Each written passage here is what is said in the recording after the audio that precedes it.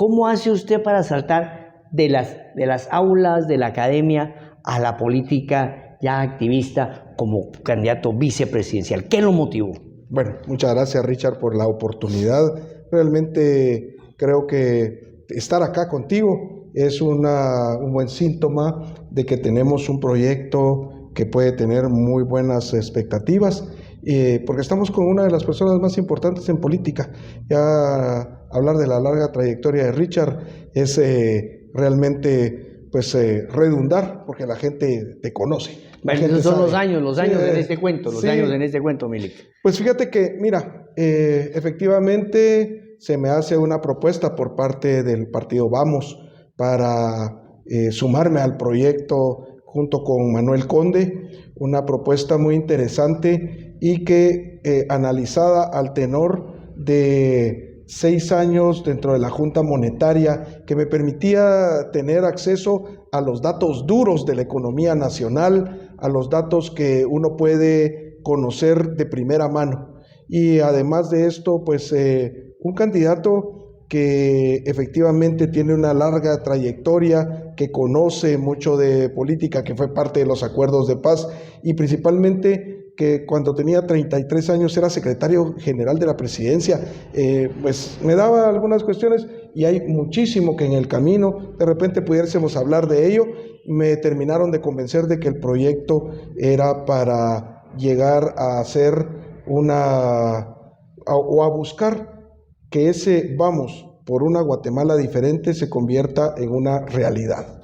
Ahora, es muy complicado en un país donde se genera el péndulo político que una candidatura del partido oficial se repita.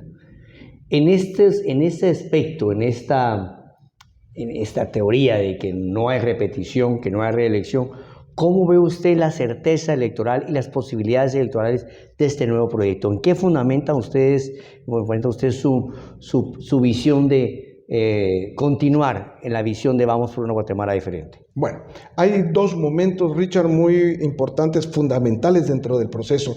Uno es previo a tomar la decisión y otro es ya encaramado en la bicicleta, ya caminando en los diferentes lugares donde hemos estado. El primero de ellos es analizar algunas variables muy importantes. Desde la perspectiva económica, no había forma de no visualizarlo así. Ver un país que tiene macroeconómicamente una economía sumamente estable, con los mejores desempeños, y el 2022 un año increíble en algunas cuestiones, digamos, crecimiento económico. Las calificadoras... Eso fue histórico. Sí, las calificadoras internacionales, pero más los organismos internacionales decían Guatemala no pasa de un 3.2 y llegamos a 4% de crecimiento con relación a nuestro Producto Interno Bruto.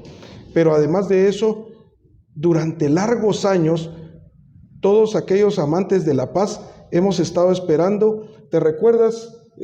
Bueno, tú sí, claro. Con toda la historia de Guatemala que tú tienes, que los acuerdos de paz de 1995 decían que para el año 2000 teníamos que tener una carga tributaria del 13.2%.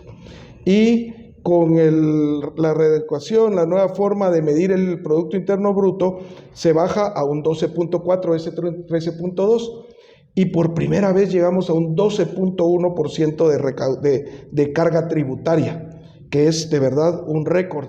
Y esto sin hacer terrorismo fiscal, como fue en época de alguno de los superintendentes, sin una modificación fiscal, sin una readecuación fiscal, sino simplemente con una mejora de la recaudación y de la base.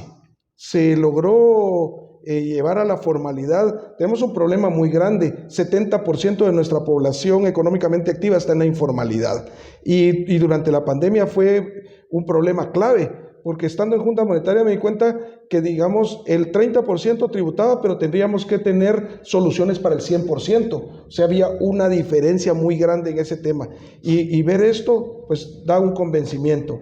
Pero hay algunas otras cuestiones. ¿Qué te dice a ti que tenemos un partido que llega al poder con 29 alcaldes? 29 alcaldes ganan por el proyecto Vamos.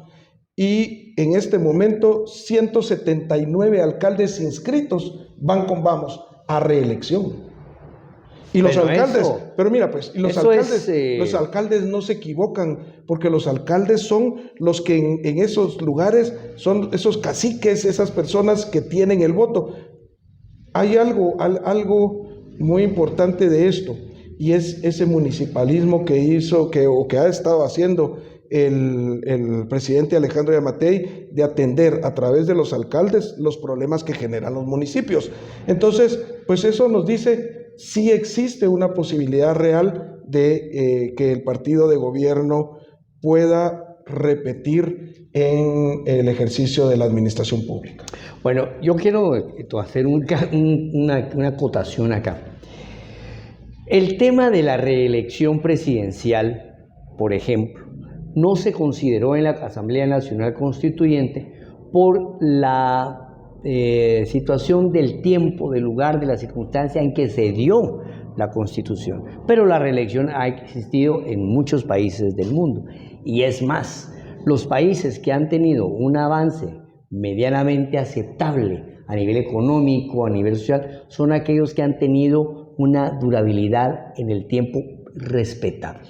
En las reformas del 93 se reduce el periodo presidencial de 5 a 4 años, ¿verdad? Se cambia el tema de la renovación parlamentaria y de diputados, lo cual era un referente importantísimo para esa época.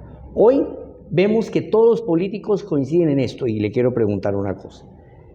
¿Hay políticas de Estado o hay una renovación de ideas fantásticas cada 4 años?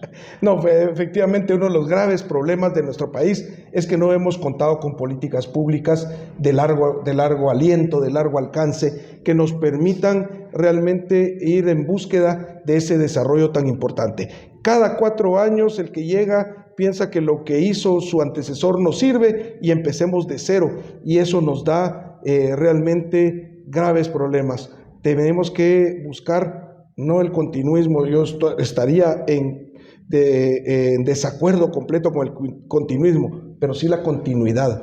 Que esos proyectos que han dado frutos, pues los continuemos, que busquemos la manera de que estos efectivamente se vuelvan una política pública. Y los que no, pues podemos buscar alternativas, y los que no han funcionado a su plenitud, buscar la forma de mejorarlos. Yo creo que efectivamente eso es lo que nos ha pasado. Y mira el caso de Corea. El caso de Corea del Sur. Corea, Singapur, ¿sí? Colombia, todos los países que han desarrollado. Pero fíjate que el caso de Corea es muy relevante, porque Corea en los 60s recibía ayuda, Plan Marshall y todo esto de parte de Estados Unidos y de otras potencias. Y ahora Corea da ayuda a diversos países. Inclusive hay una anécdota, yo no la conocía, y platicando de este tema con Meme Conde me dice, en los 60s Guatemala le prestó a Corea y después le condonó la deuda. Y es por eso que en el presupuesto de Corea todos los años hay una cantidad destinada a apoyar a Guatemala. Fíjate pues cómo es esto. Entonces, en Corea hay no solo mucho deseo de apoyar a nuestro país, sino también de llevar a los guatemaltecos a conocer el modelo coreano. Pero ellos están muy orgullosos de esto, porque hace 40 años pedían ayuda y hoy ellos son parte de esas 8 economías más grandes del mundo que ayudan a otros países. Entonces ellos quisieran mostrarle a la gente el modelo y que la gente tienen una escuela de políticas públicas, KDI School.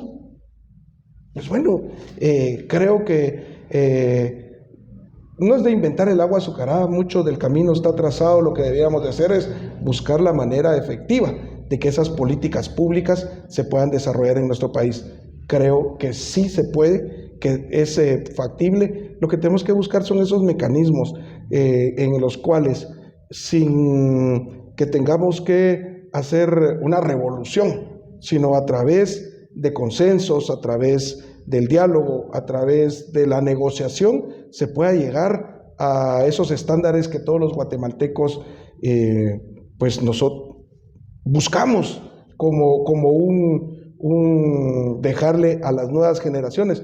De repente, las generaciones nuestras han sido pues aquellas generaciones que no han logrado realizar ese cambio que tanto los guatemaltecos anhelan, pero pues bueno, abramos el camino, hagamos ese surco, dejemos la semilla sembrada para esos cambios tan importantes que nuestro país requiere para su desarrollo.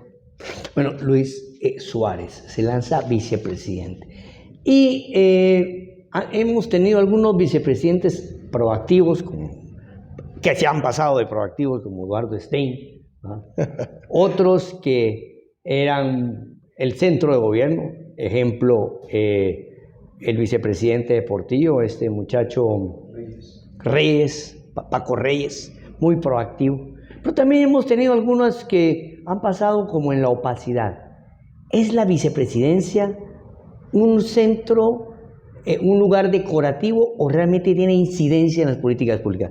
¿Cómo ve usted su participación en el gobierno de Meme Conde? Bueno, primero que nada, cuando el comité ejecutivo del partido me hace la propuesta de sumarme a este proyecto, lo primero que yo les digo es, bueno, solo sí quisiera decirles que Luis Suárez es una persona con 37 años de experiencia en la administración pública, que no está dispuesto a hacer un jarrón chino en un cuarto oscuro. Hashtag no estoy dispuesto a ser un jarrón chino. Porque es que hay que aclarar una cosa. El coordinador del gabinete económico es el vicepresidente. Claro. Y estamos hablando de un hombre... por mandato constitucional, Richard. Y estamos hablando de un hombre con experiencia en la Junta Monetaria y que además es decano de la Facultad de Economía de la Universidad de San Carlos. O sea que ahí sí no hay para dónde. Sí, es que... pero la idea es que lo dejen activar. ¿Qué dice Manuel y qué dice usted? Hemos hablado a la saciedad de ese tema con Manuel. De hecho, en las giras que hemos hecho ahorita al amparo del artículo 20, literal H, de la ley electoral y de partidos políticos. Jornadas de afiliación. Jornadas de afiliación. Y de capacitación. Capacitación e información a las personas. Pues nos hemos presentado para que la gente nos conozca. Y dentro de esto, dice Manuel, bueno, miren, a Luis le tocará nada más coordinar el gabinete económico y gabinete social por mandato constitucional. O sea, creo que estamos bien empoderados. Tiene que coordinar a los ministros. Sí, a los 14 ministerios y a las 17 secretarías, de verdad. Creo que hay muchísimo trabajo que hacer en esto y una oportunidad real de incidir en las políticas públicas que pueda llevar a cabo este país. Creo que debemos de reforzar algunas como la Secretaría CEGEPLAN de planificación, claro, que es fundamental. Para que no solo planifique, sino que ejecute y que los ministerios ejecuten. Porque yo tuve aquí a Miguel Ángel Muir, también candidato vicepresidencial, que fue director de CEGEPLAN, y él se quejaba, decía, mira, uno planea y los ministros no hacen nada de lo que uno planea. Entonces no hay seguimiento, no hay un conocimiento técnico, hay una reducción de presupuesto, entonces los proyectos no funcionan. Bueno, hay una propuesta por ahí, yo no sé, en algún momento se desempolve o todo, de un ministerio de planificación. Los países que se han desarrollado tienen ese ministerio de planificación, pero pues no voy a hablar sobre lo hipotético porque pues creo que en su momento habrá de revisar el tema. Pero, por poner un ejemplo, creo que es fundamental que ministros, alcaldes, gobernadores entiendan el tema de la importancia del tema de la planificación. Y te voy a poner un ejemplo. El actual gobernador de Petén, en 15 de enero, tenía el 90% de sus proyectos para el año 2023 con SNIP o metidos en CEGEPLAN para que se les diera el SNIP. ¿Sí? Entonces, de verdad, ese es un tipo que está viendo hacia el futuro. Aclarémosle a los televidentes, ¿qué es el SNIP? Es el documento que le permite hacer la inversión pública. ¿Sí? Ese documento da el aval de para que se le asignen los fondos, los fondos. Es que sí, vea, como el plan de como el POA, ¿va? Así es. Plan de ordenamiento administrativo. ¿Qué es plan operativo anual? El plan operativo que va amarrado con el plan de compras y que tiene que cada una de estas llevar su secuencia lógica para que esto se refleje en ese presupuesto que tiene aprobado cada uno de los ministerios, secretarías, todas las... Ahí es donde entra ese tema que su merced decía sobre la capacitación pública. Hay diputados que llegan no tienen ni idea, o ministros que son excelentes doctores, excelentes abogados, pero que no saben nada de administración pública, y con 3, 4 palabritas se quedan trabados en la administración y no saben ejecutar, y entonces se encuentran a personas altamente capacitadas en el sector privado, pero que en el sector público son una total calamidad. Bueno, y que no se rodean del equipo apropiado. Es que de porque eso se trata. que, digamos, Uno no tiene que saberlo todo. No, claro. Y un ministro debiera de hacer la función política del ministerio. Y para eso tiene sus viceministros de cada una de sus áreas que deben de ser esos técnicos. En el caso del presidente y el vicepresidente, el presidente tiene que ver lo político, las cosas de Estado, andar apagando los incendios que surjan, y el vicepresidente, problemas sustantivos. Y el vicepresidente debe ser el que eche a andar el gobierno. Claro, el técnico. Es el gerente general. Así es, el técnico gerente que gerencia la presidencia de la República y que le apoya al presidente para que él pueda ocuparse de esos temas sustantivos. Sentado ahí en la Sexta Avenida y Sexta Calle, el presidente no se puede enterar de cuáles son las necesidades en Mentón, en Varías, en Tejutla, en todos aquellos lugares lejanos. Pero si tiene un acercamiento con los alcaldes, con los gobernadores, pero no porque deje de ocuparse un tanto de la parte administrativa para que esta sea una función del vicepresidente y que el presidente pueda ser aquel que toma esas decisiones, que se compromete, que va a ver dónde está el problema y cómo solucionarlo. Esa creería yo que es una mezcla muy importante de función pública y política que pueda llevar a cabo todas las tareas sustantivas que al Estado le corresponden. Eso es importante. Ahora, vamos a ver, hay temas que siempre le atañen a la vicepresidencia. CECATIV, AMSA. ¿Qué me dice por ahí? Bueno, en el caso de AMSA es un tema bastante álgido, delicado. Muchos de los municipios del área metropolitana, porque aquí ya no podemos hablar de municipio por municipio, aquí estamos hablando de una gran área metropolitana que ellos tienen, que van a depositar, hacer esa depósito de sus desechos finales a esta área, y no se le ha dado el tratamiento adecuado. Yo creo que acá habrá que, y a corto plazo y con urgencia, buscar un área adecuada para, porque bueno, ya la vida útil finalizó, ya hasta había una orden de cierre, sin embargo, derivado de las necesidades, esta ha ido teniendo que posponerse, pero la verdad es que sí existe la urgencia de una mejor disposición de todo tipo de desechos, porque acuérdate que ahí llegan los desechos sólidos en el vertedero, pero sí. AMSA maneja todo lo que es la recuperación del lago. Pues es supuestamente, pero el vertedero de AMSA y ahí que llega gente de Escuintla, de todo. O sea, yo creo que aquí a nivel medioambiental, como todo lo que hemos hablado, medioambiental, a nivel político, lo que se requiere son políticas de Estado que involucren a todos los ministerios y que involucren al Ejecutivo con las pequeñas municipalidades. Alguien me decía de que lo que pretende hacer el partido Vamos es generar un gobierno municipalista. ¿Va por ahí la cosa? Efectivamente, ese es, que es una visión municipalista a través de la cual nosotros podamos saber cuáles son esas necesidades básicas. Actualmente, empecemos por algo. Esa reconversión, ese cambio de los alcaldes hacia el partido de gobierno va por un camino muy importante. Uno es que durante los 3 años que han transcurrido del gobierno del presidente Alejandro Yamatei, ha habido una entrega puntual de Situado Constitucional, IVAPAS, Fonpetrol, todo lo que a los alcaldes les compete recibir, lo han recibido los 340 y en el tiempo que corresponde. Una cuestión. La otra es que ha habido apoyo a través de los consejos de desarrollo hacia proyectos que se les llaman extraordinarios, porque no están dentro de eso.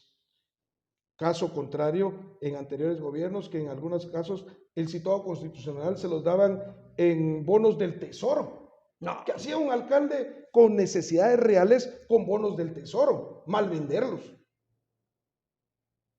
O guardarlos hasta que los pudiera realizar y hacer la ejecución o comprometer ejecución. Mira, la verdad es que creo que esa ha sido una visión. Para este 2023 el presupuesto de ingresos y egresos del Estado contempla 14.400 millones de quetzales para las municipalidades en IVA Paz, Situado Constitucional, Fonpetrol, todos eso que ya está presupuestado. Y una cantidad bastante aceptable de proyectos a través de los consejos de desarrollo para fortalecer los poderes locales. Es que debemos de comprender que este país está dividido en 340 demarcaciones, en 340 municipios, y esos municipios son los poderes locales. Ahí es donde sabe cuáles son las necesidades, cómo priorizarlas, cómo manejarlas, y ha sido una buena experiencia. Y por eso te decía, de la toma de decisión, hay un antes cuando lo hice en aquel momento y un ahora que he recorrido. Esto porque da gusto escuchar algunas cuestiones que suceden en los municipios y en donde la percepción del partido Vamos es diferente a la percepción que se tiene aquí en la capital. Eso, hablemos de percepción. El partido político que llevó al poder al actual presidente Alejandro Yamatei ha sufrido un desgaste natural, obviamente, por el ejercicio del poder. Pero según lo que me está diciendo según lo que está diciendo su merced, usted percibe que ese desgaste no es tanto, no es tan real como se expone en las redes, porque la gente del interior tiene otra respuesta. ¿Cómo lo ha visto usted en los mitines? Te voy a poner un ejemplo muy sencillo de esto, y hay muchos más, pero te voy a poner uno solo: alimentación escolar. Acá en la capital, por muy precaria que sea la situación de una familia, trata de ver cómo lleva a su hijo a colegio, ¿sí? Llevan a sus hijos a colegio, aunque sea un colegio de garage, y la escuela pública, el instituto público, no es en un porcentaje tan alto de utilizado como se hace en los municipios y en los departamentos. Entonces, aquí en la capital, el que esta alimentación escolar se dé en las escuelas públicas, la gente ni cuenta se da. En las OPF, las Organizaciones de Padres de Familia, acá la mayoría, tanto mamá y papá tienen que trabajar porque si no, no alcanza. Entonces no pueden ser parte de la Organización de Padres de Familia, mientras que en el interior muchas de las señoras, y inclusive algunos señores, son parte de estas organizaciones de padres de familia que hacen la alimentación escolar, que administran lo que el día de hoy, para este año 2023, son 6 quetzales por niño. Y ellos les dan la alimentación escolar. Pero fíjate, Richard, que hay algo muy importante. Esa persona que es de la OPF es tu vecino. Y si a tu hijo le da algo que no, vas a irle a reclamar. No es como aquello impersonal que no sabes de dónde llega. La galleta escolar, aquella que después de 2 semanas de comer galleta escolar, el patojo no quería saber de esa, más bien la usaba para apedrearse con los otros compañeritos. Entonces se da esa situación, pero también el gasto que hace la OPF lo hace en la comunidad. Hay una circulación del dinero que utilizan ahí y pues se da esta situación. Pero para el año 2023, 6 quetzales por niño, y se saca de que estaba única y exclusivamente en preprimaria y primaria, y ahora hay cobertura en básico y diversificado. Entonces, esos padres de familia pues ven el tema como muy ad hoc. Y recuerdo algo que platicaba con un señor, porque dice, miren, durante la pandemia, a pesar de la pandemia, la alimentación escolar vino, y las OPF las tenían que llevar a la casa de nosotros. Y comía el niño pequeño y comía el abuelito. Esa percepción de un beneficio que es real, que no les está diciendo, mire, va a haber, no, ya hubo, ya está.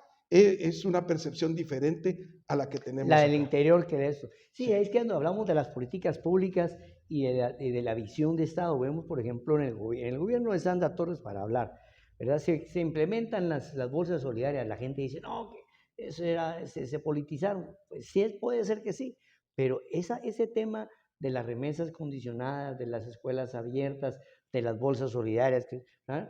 Son proyectos que se impulsaron en Sudamérica. ¿Y quién fue el precursor de eso? Tal vez Lula da Silva, y luego el que lo perfeccionó fue Álvaro Uribe en Colombia. Allá fueron los de la UNE a ver eso. En esa línea, ¿visualiza usted un renacimiento de las remesas condicionadas, de algún tipo de política pública de ese tipo, ¿verdad? Para apoyar a todas las familias? Voy a regresar al tema de la percepción, Richard, porque fíjate que tú eres una persona que ha estado muchos años en política, una persona, bueno, constitucionalista de los constituyentes de nuestra actual constitución, que conoce muy bien el medio, estás muy bien informado y no va a haber un renacimiento, va a ser una continuidad de proyectos que ya se están dando. El proyecto del adulto mayor, fíjate que tenía 400 quetzales, se le subió a 500. Alguien dice 100 quetzales. Para esos viejitos en el interior, sí realmente 100 quetzales son importantes, pero la parte más importante es que en los años anteriores teníamos 3 o 4 viejitos o adultos mayores que se iban adhiriendo al programa. Y solo, digamos, hay municipios a los que llegamos en los que nos dicen, no, si el año pasado, solo el año pasado entraron 150, entraron 200, entraron hasta 300. En este momento hay 145,000 adultos mayores en el programa. Y yo creo que al terminar el 2023 van a haber 200,000. Y esa información, y darle continuidad a los proyectos, eso es lo que podría marcar la diferencia. Bueno, Luis, la economía, hay una queja. No, es que en la macroeconomía está muy bien, pero no rebalsa hasta la microeconomía. Pero entonces digo, bueno, entonces esta gente está contenta con nada. Sin embargo, y por ahí salió un informe una vez que salió, que después lo tuvo que desmentir la Deutsche Welle, ¿verdad?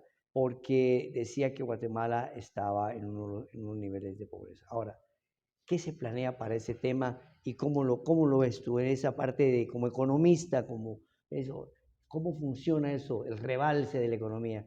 Mira, ¿Es real, no es acá, real? sí, no, es real. Mira, efectivamente el guatemalteco de la calle no percibe los beneficios de una macroeconomía estable, principalmente por el tema de inflación.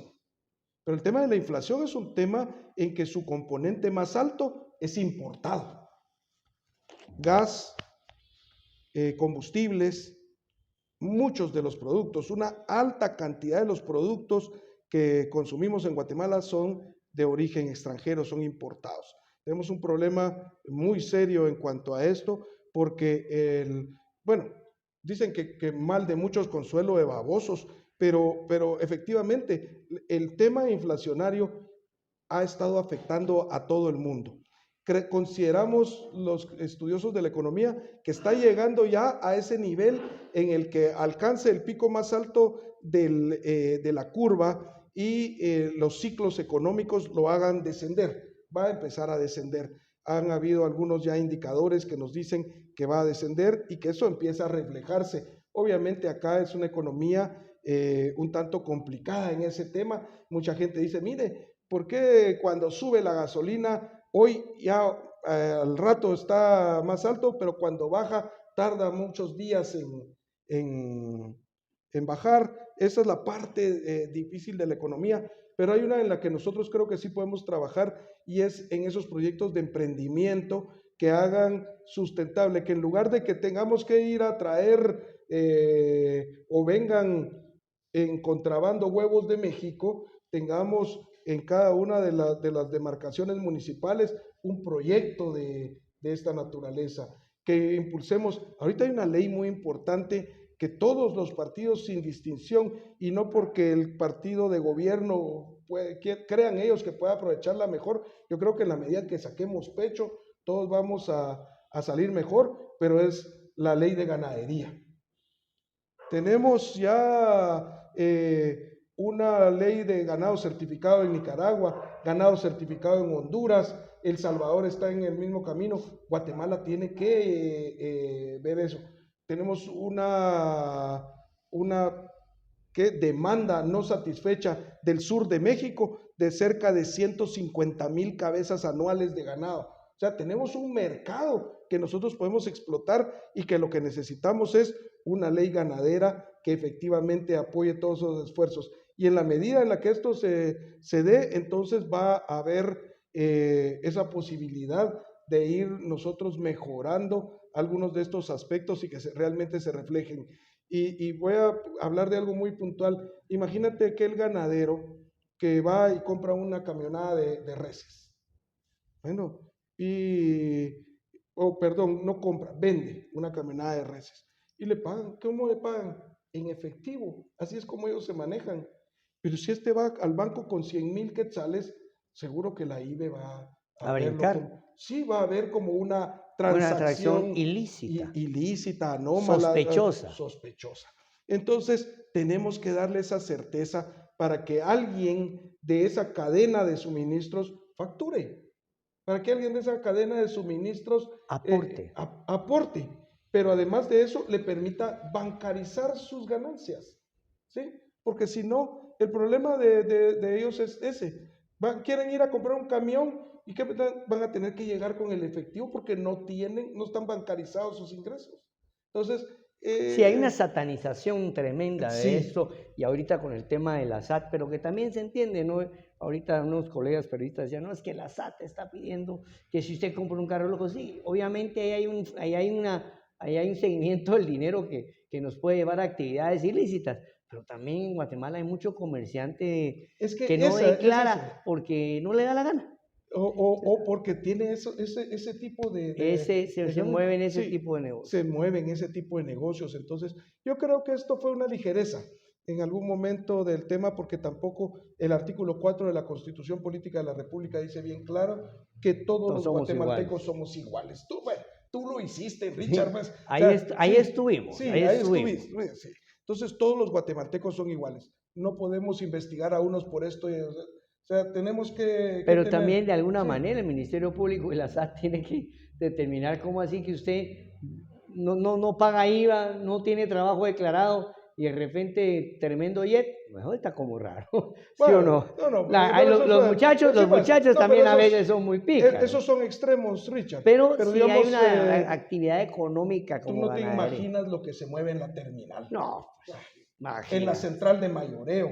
Y todo se mueve en efectivo. Entonces, lo que necesitamos efectivamente es formalizar. Pero si tú le dices a alguien que mire que va a tener que tener esto, que va a inscribir aquello, que va a ir a sacar... No, yo creo que tenemos que encontrar la medida para que estas personas de los mercados vean que hay beneficios en formalizarse. Y uno de ellos es la posibilidad de bancarizar sus ingresos.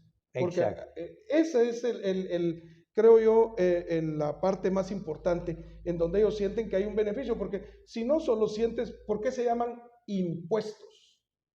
Porque efectivamente son impuestos, se te imponen, no es que tú por tu gusto vayas a trasladar parte de tus ingresos. Pero retomando el tema, ¿su merced cree que a través de esto se va a percibir más el desarrollo económico en la microeconomía? Pueden haber mejores indicadores que nos permitan determinarlo, que nos permitan determinar dónde están los problemas.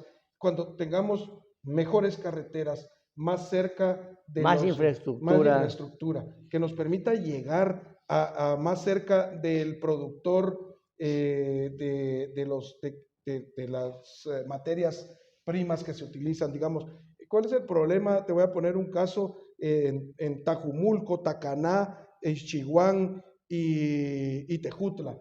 Para sacar los productos de ahí, el que va es el coyote, no es el productor desde que sembró su parcela y lo saca al mercado, ¿no? Él lo vende ahí porque el coyote se lo llega a comprar y el que gana es el intermediario, el coyote. hay que romper eso. Bueno, Sí, mi querido doctor, muchísimas gracias. Es un gusto tenerlo acá. Una pena también que la ley no nos permita meternos más en los proyectos, porque la ley electoral así bueno, es. pero recuerde, Richard, que ya estamos próximos, 27, No, entonces 27 de marzo. el compromiso es que en abril nos echamos la segunda Sí. para que ya me dijo el que está mal. Ahora necesito que me diga el cómo lo va a resolver. Y aprovecho, te invitamos a que el día 28 de marzo nos acompañes a la presentación del plan de trabajo Vamos, nosotros le llamamos el Plan 2, Plan Integral de Desarrollo, fase 2. Bueno, vamos a ver que ¿Verdad? nuestro amigo Roberto Carlos, acá el encargado de comunicación de la vicepresidencia del partido, nos tenga informados. A ustedes, amigos televidentes, quiero agradecerles su audiencia, su paciencia, y los invito a que analicen no solo las propuestas de Suárez, sino que todos los candidatos. Muchas gracias, amigo Muchas doctor. gracias. A ustedes, amigos televidentes, no cambien el canal. Ya regresamos con más acá, en Conexión GT.